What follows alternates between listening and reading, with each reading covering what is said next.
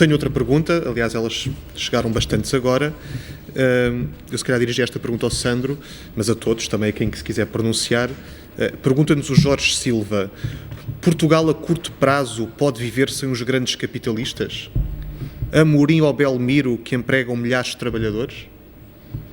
Então é uma pergunta recorrente. Sandro, queres pegar nela? Também me pergunto se eles podem viver sem os trabalhadores.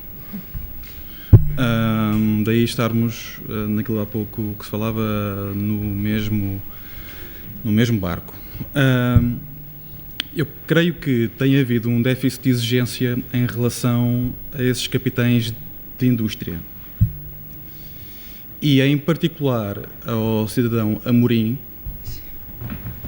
eu creio que há aqui dificuldades em vermos como há uma atitude de, porventura, esse expedimento significaria dar um sinal ao mercado que este grupo consegue tomar uma iniciativa proativa no contexto de crise. Mas despedir pessoas e poupar tostões, eu não percebo como isso pode ser sinónimo de boa gestão, porque estão a agir em cima do tempo, afinal não tinham agido bem antes também.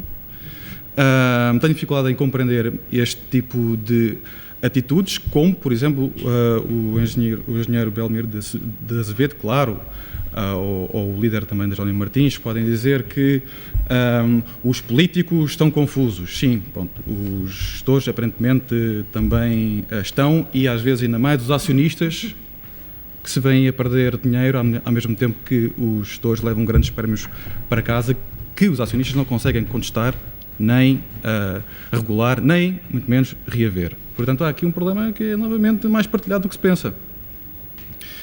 E eu ia dizer que quando nós vemos, também é um verbo fácil de quem está, por exemplo, nesse tipo de cargo há muito tempo e os políticos passam, não é? Há uma falta de mobilidade até na grande indústria, que parece ser sempre a mesma. Isso é um pouco contraditório com aquilo que devia ser o primado da flexibilidade, da concorrência, da turbulência, não é? Do ciclo normal de empresas que disputam lugar às outras, etc. Bom, muitas vezes o que nós vemos é também os próprios dirigentes empresariais carecem de formação profissional, porque há muitos que não têm a noção como é que os trabalhadores criam valor no dia-a-dia na empresa. Eles, muitas vezes, os peritos, que não são chamados à alta direção para sequer serem consultados sobre aquilo que podem ser os destinos dessa comunidade, sim, dessa comunidade.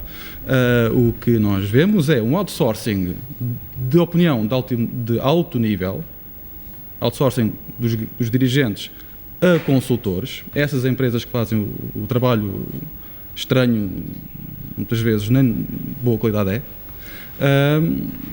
e que notamos que há um déficit também de autonomia decisional dessas empresas. E boa parte dessa autonomia podia ser buscada internamente em quem trabalha. Quero comentar esta questão, se eu passava já para outra. Já agora só informar que recebemos um relato do Augusto da Silva, que está a ver o debate a partir de Colónia, na Alemanha, e acha que, ele faz aqui um comentário dizendo que acha que a Mónica tem razão quando diz que nem todas as pessoas querem vir para a Europa, embora...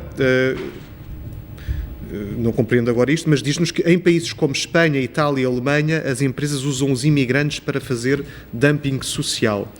Eu se calhar pegava nesta questão do dumping social, provavelmente dirigia à Marisa, em termos, mesmo na Europa, e portanto, falando de imigração europeia, e não apenas da imigração que vem do Sul para a Europa, mesmo na Europa temos estes casos, e tivemos recentemente no Reino Unido, não é? Os trabalhadores portugueses aos quais se paga um salário inferior e depois gera todo aquele problema com os trabalhadores locais e que gerou todo aquele problema.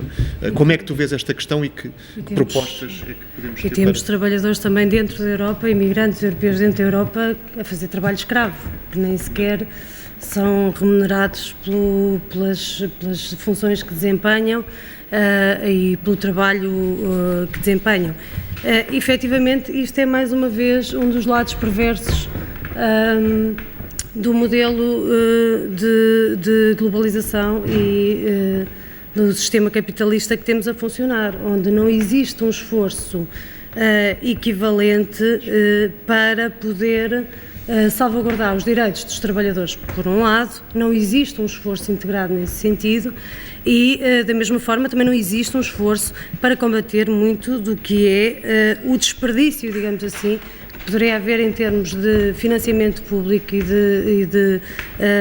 em termos de integração social, a partir, por exemplo, do combate ao que são formas ilegais de trabalho, economia paralela, economia subterrânea. Na realidade, se tudo o que todas as realidades que temos no contexto europeu, e não só no contexto mundial, mas agora refiro-me ao contexto europeu porque foi isso que perguntaste e foi para aí que dirigiste a pergunta. Sabemos muito bem que todas as trocas que existem em termos europeus, em termos de economia paralela, as fugas a impostos, os impostos e as condições associadas ao contrato social que não são cumpridas por parte de empregadores em relação aos seus trabalhadores. Se houvesse um esforço no sentido de combater digamos assim, este falhanço redondo, digamos assim, do contrato social e de uma economia, um modelo económico transparente, se houvesse um esforço nesse sentido, haveria muito mais formas e muito mais meios efetivos de poder financiar um projeto social europeu concreto, coerente, orientado para questões sociais e para a verdadeira inclusão dos trabalhadores. E ainda bem que realmente falaste nisso, porque efetivamente isto não é uma realidade que seja uma realidade que se passa apenas entre regiões do mundo, também se passa dentro da Europa e passa-se dentro de cada uma das outras regiões, e nós assistimos a estes fenómenos que andam de braço dado, de corrupção, de economia paralela, de impostos que não são pagos, de trabalhadores que são explorados, que são escravizados em alguns contextos. Isto efetivamente passa por um conjunto e por uma definição de políticas sociais e de políticas de emprego muito mais ativas e de regras de controle e de combate à corrupção que não têm sido tomadas em consideração de forma alguma.